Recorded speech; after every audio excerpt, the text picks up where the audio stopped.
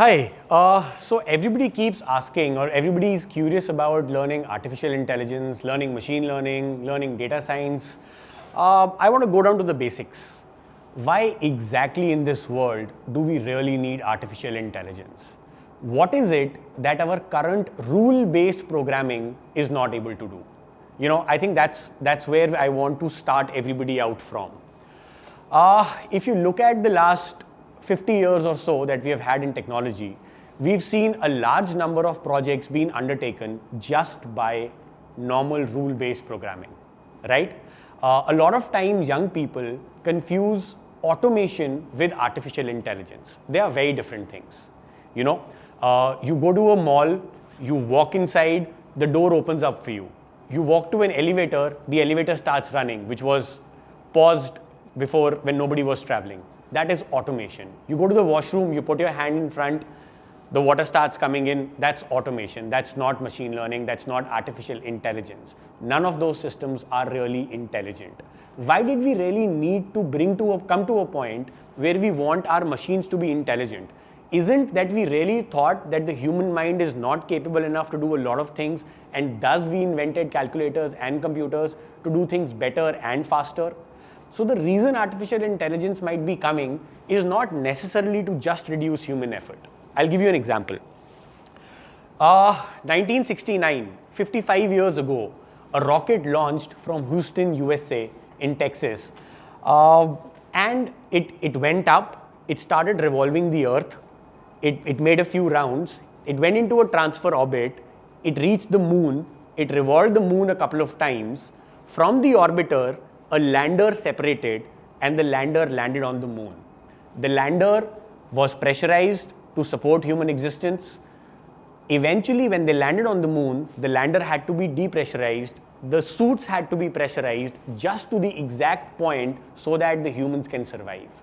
Neil Armstrong and his buddy, they got out of the lander on the moon, collected a few rocks, sent a message back to the Earth, put a flag there, got back into the lander. Remember, an orbiter is still orbiting the moon. The lander relaunched from the moon's surface, attached exactly where the orbiter was.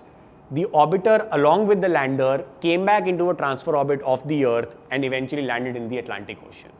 All of this was done without using artificial intelligence, just rule-based programming.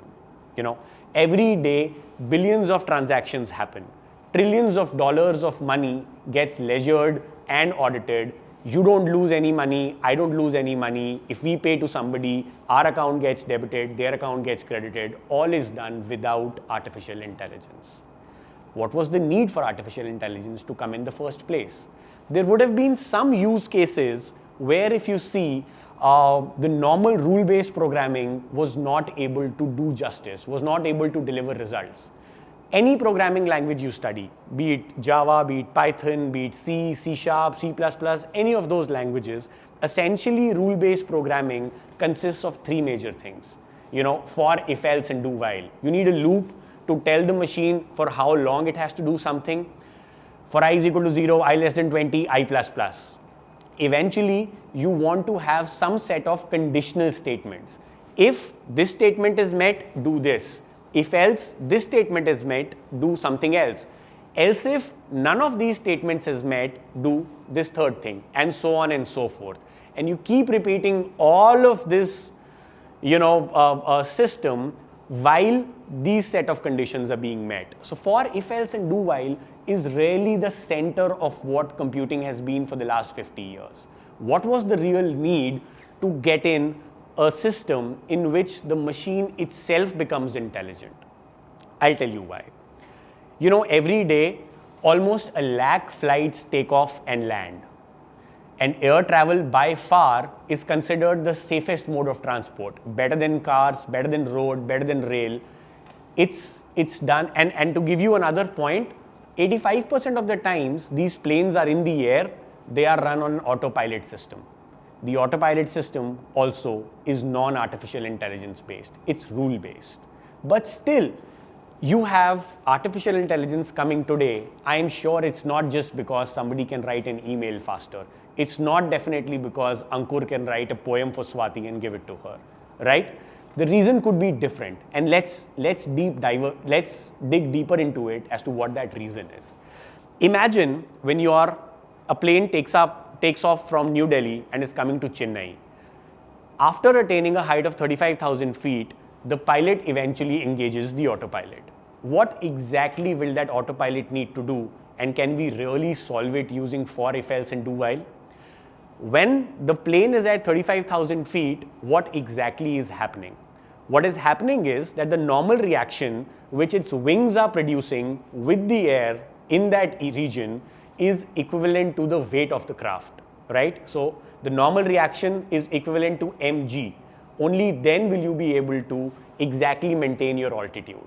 Now imagine when going ahead, you reach a point where the air pressure is lower.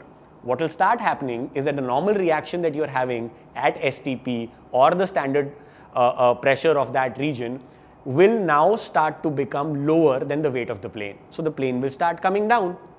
Now, for the entire duration when the autopilot is being engaged, it has to check if altitude is falling. If altitude falls, what needs to be done? Now imagine the real life situation. If that is happening, you want to bring the flaps back to, let's say, position F2. You want to bring the thruster to T3 and regain the altitude of 35,000 feet.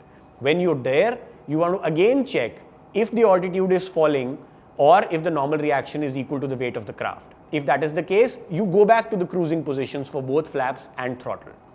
Also, with rule-based programming, we can really extrapolate functions. Extrapolation of a function means that if you know what f at 0 is, you will be able to understand what f at 20 is.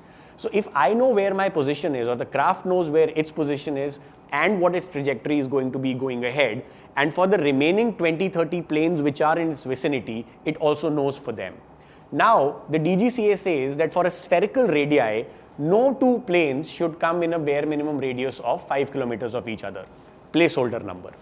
Imagine if one craft figures that 100 kilometers from where it is, another craft with its current trajectory could come to a point where they come at 4.5 kilometers of spherical radii. The plane can automatically, if that condition is met, the plane can automatically communicate with the other craft and say, okay, fine, I am moving my trajectory 0.25 degrees to north, you change it 0.25 degrees to south, and by the time we reach there, we'll be 12 kilometers apart. Again, something we can do with rule-based programming. Imagine if my weather-based system is able to tell me that there is a cloud set up sometime, 20 kilometers from where I am. And in that cloud, there could be icing conditions. If that condition is met, I can very easily initiate the de-icing system on my craft's windshield as well as on the wing flaps. Again, something that we can very easily do with rule-based programming. You would have also seen in the current age cars that we have, when it starts to rain, your wipers start to run automatically. When it's evening time and night is falling, your headlights start to light up automatically. All of those things are being able to be done with simple rule-based programming. Now imagine you are in a setup where, imagine a market close to your house which is very densely occupied, like a weekly bazaar that is happening on, let's say, Saturdays or Wednesdays, whatever it is close to your house. Imagine in that setup, can you write an algorithm as to how you will ride a scooty, right? What you will realize is that when you start writing that algorithm, the conditions become self-contradictory in nature. For example, I could say that if I'm riding at a 20 km per hour speed, if somebody comes in my line of way, within 10 feet, I have to apply the brakes. Makes sense? 10 feet is not too much for a 20 km per hour speed. Now imagine, in that bazaar, most likely, always there will be somebody within 10 feet of you. And thus, the algorithmic condition to start giving the race will be self-contradictory to applying the brakes. And you will face a position where somebody is actually not able to even start the scooty. Also imagine if you're going in the y-axis, somebody else is coming in the x-axis. You generally take this decision, by the time I reach there, either that person would have already crossed or that person would not have even reached that spot and I will be able to go ahead. Now imagine there is a lady with a kid along with her, moving along, perpendicular to you. And you feel that by the time I reach there, the lady would have already crossed, so I don't have to brake. But in that condition, let's say the kid sees a toy store and says, Mama, I want to buy that toy. And you end up in a position where you're just 3 feet from that lady and her child, and you can't even apply the brakes, you will bang into them, right? What happens is that with the best rule-based algorithmic thinking that we have, we are still not able to write a perfect algorithm. That's statement 1. Statement 2 says that a 7-year-old Bunty is able to ride his bicycle through that market very easily without banging into anybody, right? Which means that our human brain is thinking slightly different than for, if, else and do while, correct? Because people realize that there are use cases which cannot be solved using basics of rule-based programming, we need to also start imitating the way in which our mind works, right? Now let's dig slightly deeper into it. What creates intelligence in us? A lot of you might think, and if I ask you the question, what makes us intelligent or what makes us learn, you will say experience. But that's not the real answer. Because if I have a robot which has a camera attached to it and also a impact sensing sensor attached to it, and I press the button and make it bang against this wall, and I bring it back, it records that it has banged. I do it for 10 times. Will on the 11th time the robot come back to me and say, sir, what are you doing? I don't want to bang into the wall. It is not going to say that. Which means that just experience is not something which makes us learn. There is also an innate capability in us which makes us learn when exposed to experience. Vice versa, if there is a completely healthy child which is born, you can put that child in a dark room for 20 years, that child may not learn a lot of things. On the contrary, there could be some people who are, I can continue? Okay. There could be some people who are not born as fortunate as you are. Some people who are specially abled. They might go through the same experiences that you are going through, but still not be able to learn what you have learned at 20-25 years of age. It means that the capability to learn and exposure, when they come hand in hand, only then intelligence is born, right? And thus data itself cannot train machines. The machines also need to have an innate capability to learn.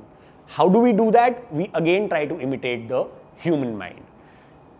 The basis of machine learning algorithms, as you might know, are regression, classification, and clustering. Now let's say, how does our mind do all of these 3 things to make you understand it better? Imagine there is a young boy, 2 years, 3 years old. He goes under this table, stands up, his head bangs onto this table. What does he feel? He feels pain. Pain is a non-pleasurable experience. Most likely, the kid will not want to do that again. I'll give you another example. Maybe you have a nephew or a niece and you are eating some chips or Pringles in a plate. The kid comes to you, takes a chip, eats it, finds it very tasty, goes around, plays for 2 minutes, comes back and takes another chip from you. Now imagine you're eating something which is very high chili, a paratha with chili in it. If the kid takes a bite of that, he or she will feel very displeasured. He will feel a lot of heat in his or her mouth and will not come back to take a second bite. It means that our mind is pre-programmed to be able to do classification. I'll give you another example. You know that you have to stop at a red light, go at a green light. Imagine you go to an imaginary country of Narnia, and there for 2 days you see that every car is stopping on the purple light and going ahead on a brown light. Within 5 minutes you will understand what light you have to stop at, what light you have to go at, which means that your mind is capable to do classification. From there we understand that if we are able to build that capability into a machine, that it can also classify based on the final outcome of the event, it will also learn. But there are a lot of places where we understand that we are not able to classify. We are not able to look at the final output of a thing, and we have to take a decision or we have to start the learning process in the middle of it. How do we do that? I'll give you an example. Imagine you're going for the first job, first time in your life. You're going to office for the first time. You don't know what kind of person you want to become. You don't know what kind of behaviors you want to inculcate in yourself. You are very fresh and naive. And you see a lot of people around you. You see somebody who's coming at 8 a.m. in the morning and leaving at 10 p.m. in the night. Now that person could be extremely dedicated. That person could be the most hardworking person and probably could climb up the corporate ladder very fast as compared to you. It could also be that that person is very stupid and takes 12 hours to complete a task that others can do it in 5 hours. So you don't know if that is a very good thing. Probably a normal person when doing it will also get burnt out, right? You see a lot of people who come in, shake hands with everybody, everybody knows them, they know everybody. It could be that they are in sales or marketing and are very good at networking, right? And they would those connections would help them grow faster in their careers. It could also happen that they avoid doing work and just do this entire day, right? It could be either of the two. You could see one person who's sitting in one corner, not speaking to anybody. That person could be an antisocial, non-gelling personality who nobody wants to talk to. It could also be he or she is the best programmer of the company and 50% of your salaries are coming because he or she is doing exceptional work, right? You find so many different patterns, you find so many different clusters of people not knowing which things to actually emulate or which things actually lead to success. So what you do in your mind is you start making these small clusters. These are people who come early. These are the people who meet everybody. These are the people who go very late. These are the people who sit alone. These are the people who gel well together.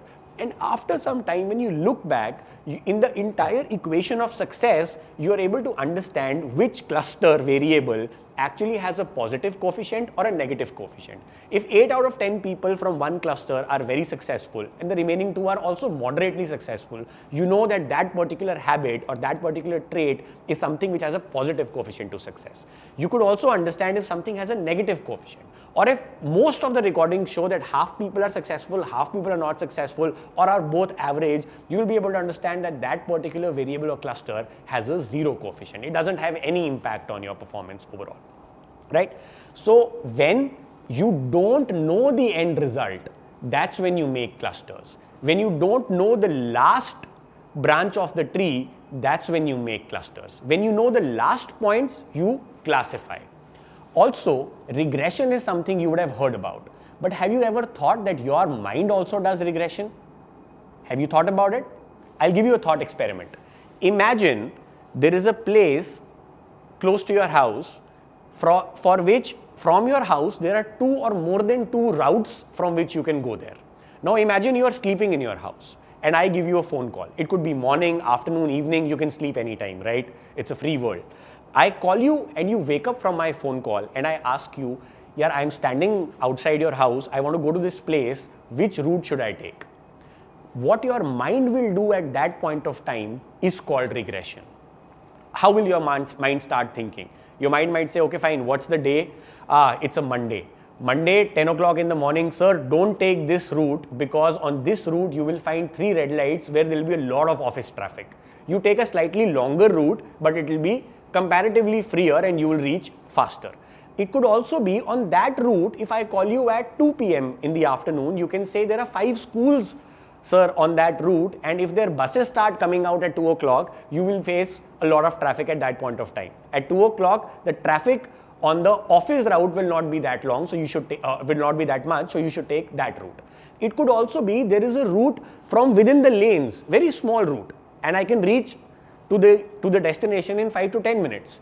But if it is raining on that day and there are too many potholes on that road, you will say that, sir, don't take this route because if you get stuck in the waterlogging, you'll have to come back again. There'll be no way you'll be able to cross it. So what your mind is essentially doing, it is taking the combination of independent variables, day of the week, time of the day, is it raining, is it not raining, is some construction activity going on there, is there some political rally or some social rally going on there, right? None of those have anything to do with me going. They're independent variables. But all of them in combination have an impact on my problem at hand. Which route should I take? So when you take a combination of independent variables and try and figure out what impact they will have on one dependent variable as to which route should I take, that is called regression. If you are able to train or if you are able to build these capabilities into machines, that they're able to classify, they're able to cluster, and they're able to do regression.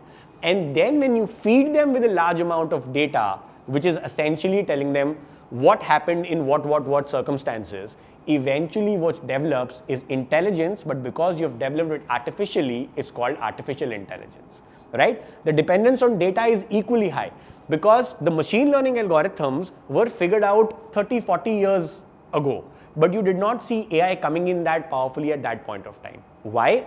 Because 20 years back, when I was playing in the cricket field, and if I had told my mother I am in the cricket field and I did not come back after 2 hours, she came and tried to find me in the park and I was not there, she would have no way to figure out where I went.